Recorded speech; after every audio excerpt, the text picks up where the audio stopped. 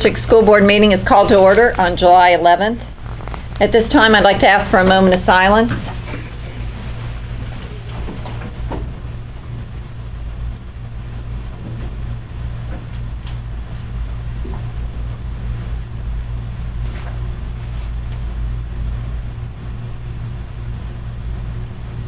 Thank you. Ms. Parker, can you lead us in the Pledge of Allegiance? Yes. Pledge allegiance to the flag of the United States of America and to the republic for which it stands, one nation, under God, indivisible, with liberty and justice for all.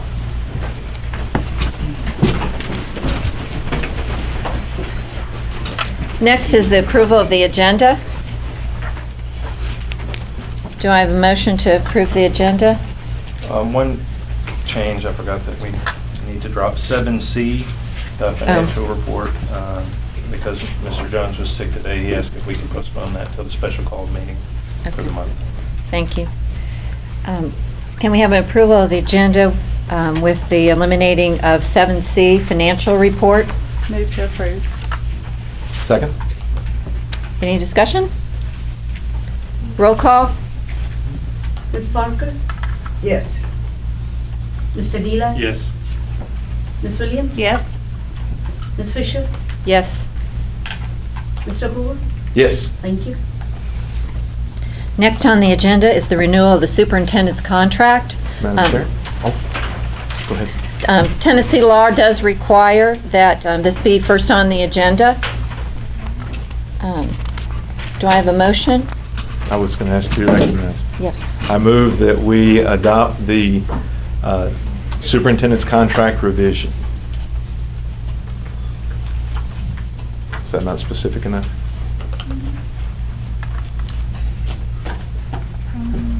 Second the motion. Is there any discussion? Madam Chair, can I be recognized? Yes. Yeah, I think we had a lot of discussion during the work session, and it was unanimous that we all believe that Mr. Manuel has been doing an excellent job for the district, and his contract should be renewed. Any further discussion?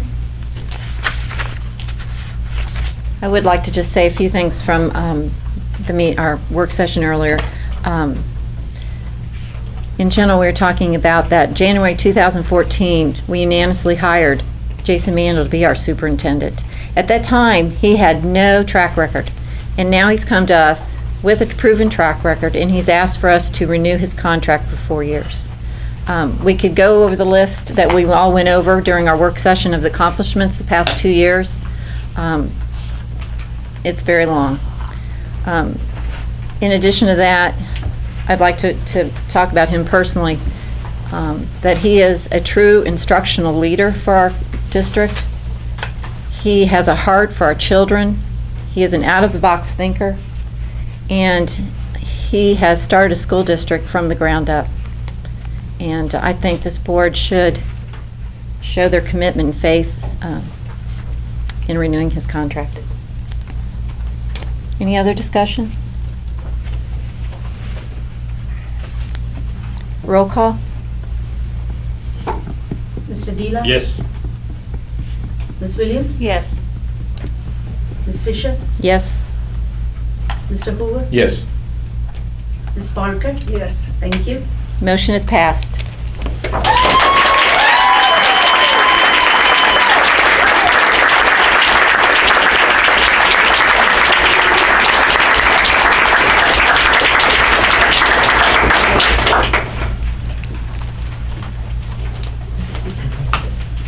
Next on our agenda is approval of the minutes. Do I have a motion? I move to approve the minutes from the June 6, 2016 board meeting. Do I have a second? Second. Any discussion? Roll call? Ms. Williams? Yes. Ms. Fisher? Yes. Mr. Hoover? Yes. Ms. Parker? Yes. Mr. Dila? Yes. Thank you. Next on the agenda is the reports. Ms. Williams, TLN update. I don't have an update. They're all out running for office at this time, so they are doing something a little different. But I will be attending a workshop later in July, so I anticipate at the August meeting I'll have some news for the board. Thank you, Ms. Williams. Next on the agenda is the chairman's report. First, I want to thank Ms. Pittman. I know she's not here tonight, but thank her for her years of service. She has announced her retirement as principal of Dogwood School, and congratulations to Teresa Price now, who has been named as the new principal of Dogwood. And I don't think Teresa is here tonight. Usually Ms. Price is here, but I don't see her. She's in the Superintendent's Academy in Nashville. Oh. Next, I'd like to talk about the classroom crashers update. We have 2 teachers that were selected through an application process to have their classrooms made over into the 21st century. Congratulations go to Joy Lustig of Farmington and Michael Robinson of Houston High School. They do know that they've been selected, and they've agreed to stay away from their rooms until the reveal party. Everyone is invited to attend. We're going to reveal Miss Lustig's classroom at Farmington at 3 o'clock tomorrow. So any of those who'd like to come, you're more than welcome to attend and see her new classroom. Mr. Robinson's classroom at Houston High School at 3 will be revealed at 3 o'clock on July 22nd. Again, everybody's invited to attend, and I want to thank everybody who's helped update these classrooms. It's been parents, teachers, district staff, board members, even the superintendent and his wife painted walls. So it's been a big effort by a lot of people, and the classrooms really look outstanding. So thank you to everyone.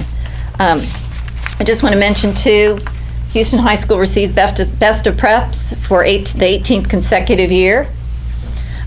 We had 10 district championships this year, 10 regional championships, 5 sectional championships, 2 state runner-ups, and 3 state championships.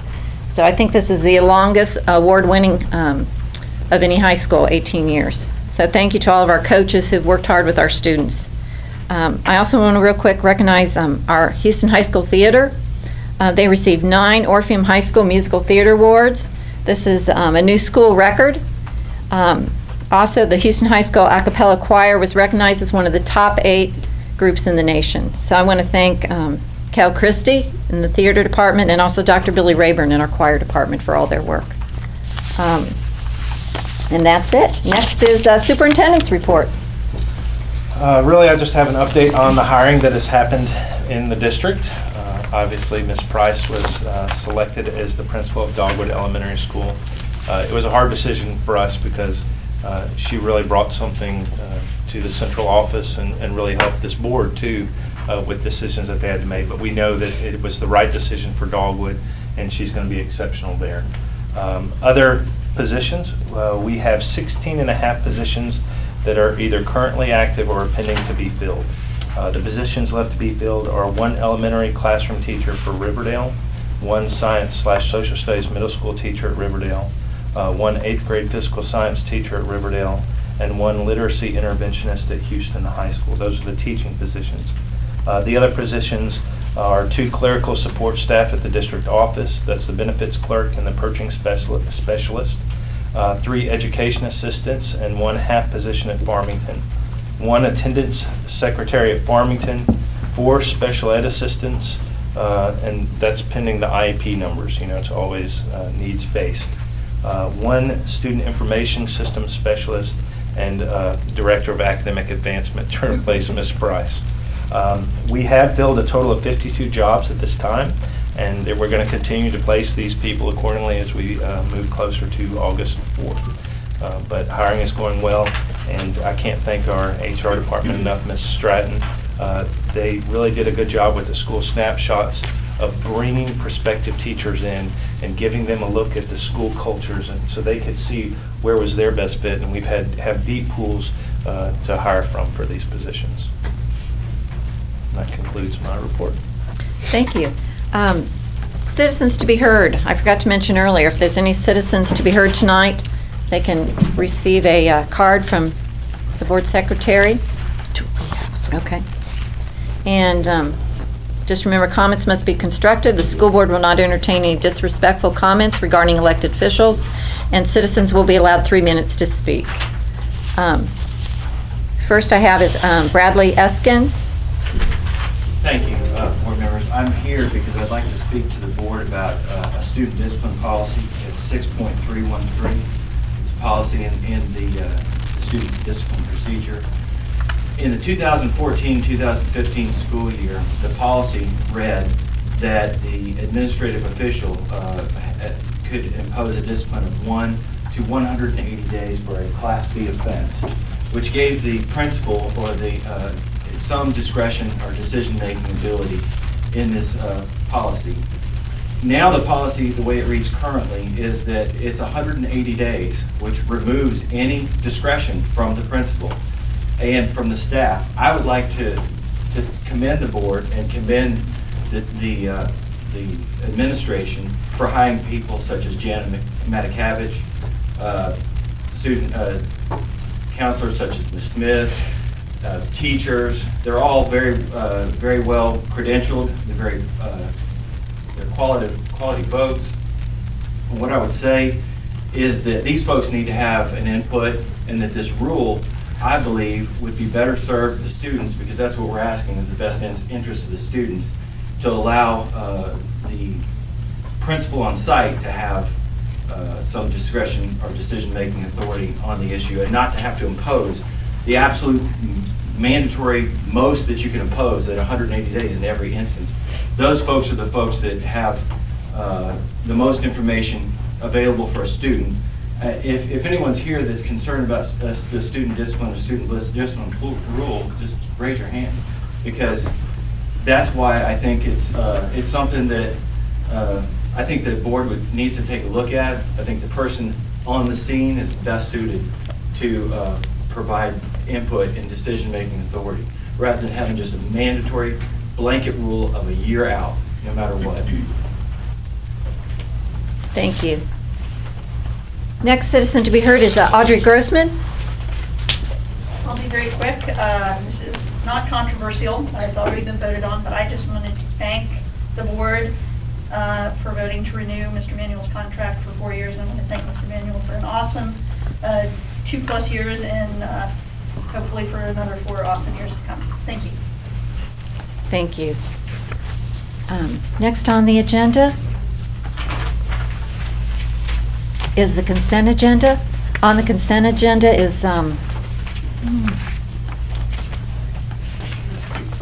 try to briefly go over this just to update everybody. On the consent agenda is the revision of board policies, second reading.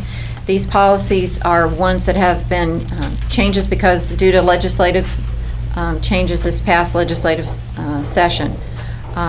Second reading is graduation requirements, school board records, student discrimination, harassment, bullying, first aid and emergency medical care, accommodating students with diabetes, life-threatening allergy management, emergency preparedness plan, student wellness, and administering medicines to students. In addition, new board policy, second reading, same thing due to legislative changes, policy on testing programs and religious content of courses. In addition, revision of policy IP 4.6 grading, first reading due to legislative changes, and also new policy on student suicide prevention, first reading. I think that, no, let's see, I'm sorry. In addition, also 9E, miscellaneous budget amendments 1 through 4. Do I have a motion to approve the consent agenda? Move to approve the items on the consent agenda. Do I have a second? Second. Is there any discussion on any of these items? Roll call? Mr. Hoover? Yes. Ms. Barker? Yes. Mr. Dila? Yes. Ms. Williams? Yes. Ms. Fisher? Yes. Thank you. Motion is passed. Next on the agenda is Student Discipline Board Appeal. We have a DHA that conducts appeals for students who have been suspended for more than 10 days. Students then can appeal this decision to the board. Do I have a motion on the Student Discipline Board Appeal?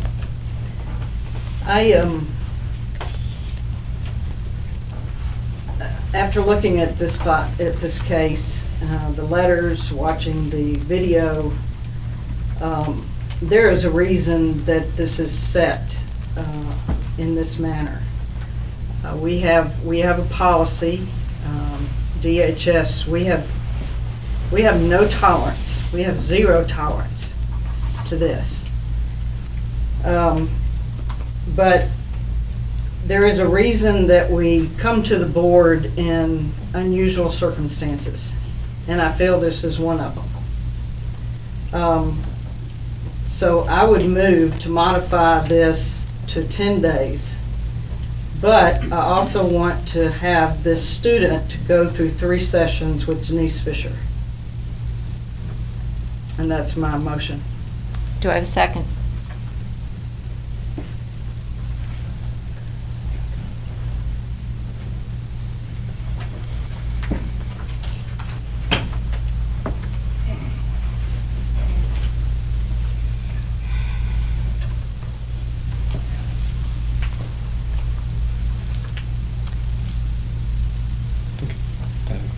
Madam Chair, I would move to adopt the superintendent's recommendation. I think, what would be the proper form of a motion? Well, the first motion failed for lack of a second. That's my motion. So you open the floor for a new motion.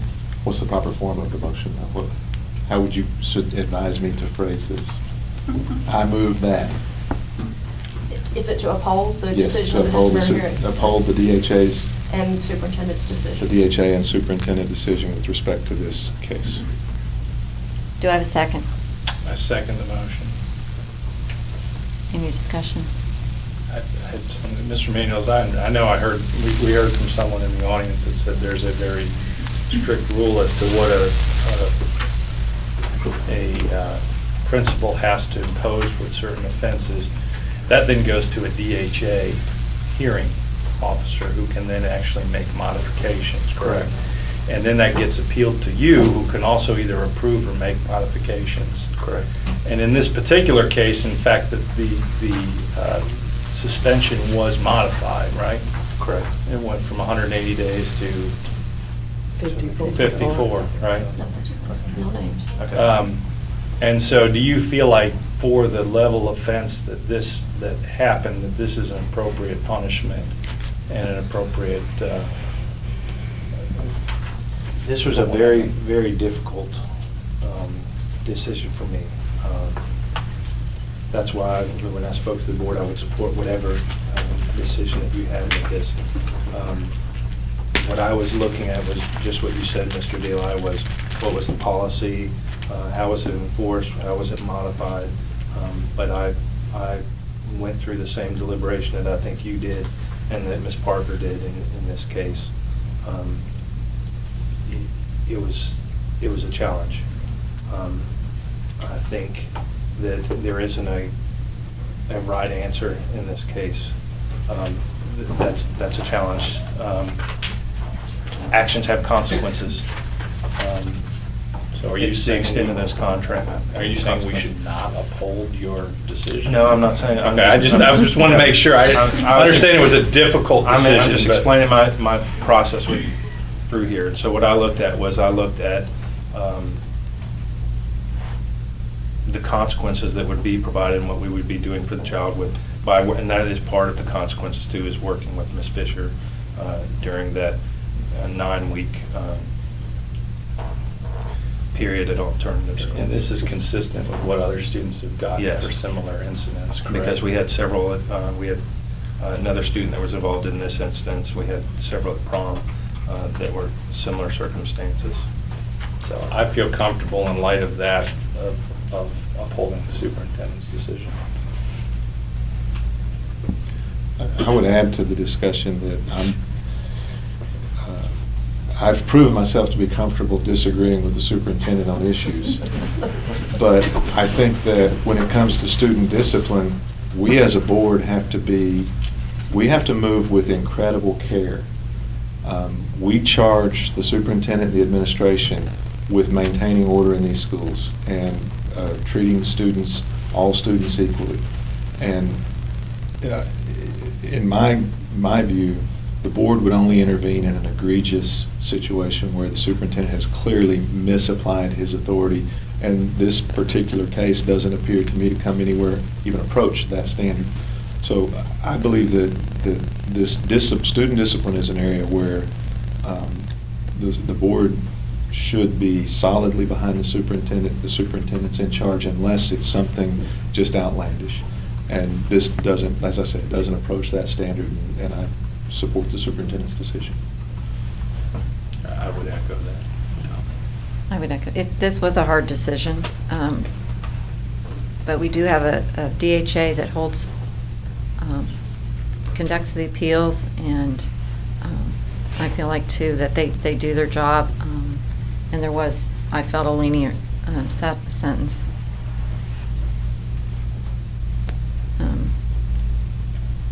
I have a motion. All right. So Excuse me, ma'am, this is a meeting in public, but not of the public. Can I speak, sweetie? Sorry. Any more discussion? Roll call. Mr. Dila, Yes. Ms. Williams, Yes. Ms. Fisher, Yes. Mr. Hoover, Yes. Ms. Parker. Yes. Thank you. New business? Madam Chair, I just wanted to mention briefly that there's something I'd like for the board to consider looking at, and I know our August agenda is starting to fill up, but I'd like to have the board think about coming back to this in August. This past legislative session, the legislature passed House Bill 2574, which became Public Chapter 1020, which changed the way that the BEP formula operates. It's the wrong thing. I don't think they did the right thing. Oh, yeah. And you're holding something different. The statute that was adopted changed the formula in a way that adversely affects Germantown Municipal Schools along with 15 or 16 other school districts around the state. And it includes language that says we're gonna take away half of your CDF money right now, and we'll take away the other half as we appropriate additional funds in the future. I'd like to get just a real light taste of feedback from the board. Would you guys think that it would be a good idea for us to lobby, not to change, not to reverse what's been done, but to lop off that in the future, which for us would preserve about $750,000 a year in funding for forever as the state increases BEP funding? And if the answer is yeah, that's something we'd be interested in, I'd be thinking to draft a resolution that we could adopt next month. May I be recognized? Yes. When Mr. Manuel and I had conversations with Representative White earlier this summer, that was one of the issues we brought up was the CDF. And Mr. Manuel, correct me if I'm wrong, but our understanding or my takeaway from that conversation was that that the CDF value percentage was still something that could be discussed or negotiated. So I think there is an open door there. So I certainly we could entertain the option of drafting something that we could be behind as a group that we could present on our legislative agenda. I plan to put together a legislative agenda again for next year. So I would certainly be open to a discussion on that. Okay. Then I'll plan on bringing a resolution. I mean, I think on its face, I haven't spent a lot of time Yeah. reading this, or to the extent we can preserve $750,000 for the district in future funding, it's a good thing. We should definitely look at it seriously. What we'll do is I'll just add it to the agenda, and we can briefly discuss it on, well, you won't be here. Oh, the Would you like to- special call is actually one subject meeting too. You're not supposed to have We're multiple. gonna have a couple. Yeah. So August. In August. And this will also give us time. I can reach out to our representatives and get some feedback. You know, maybe the staff can go to the Board of State Board, get some feedback so that whatever we do draft as a resolution as a group has got input from multiple, Yeah. you know, Stay multiple away from the sectors. department. Anything else, Mr. Hoover? Any other new business? Announcements, July 25th, we'll be having a special call board meeting at 6 p.m. here in the PD room. We are adjourned. Thank you.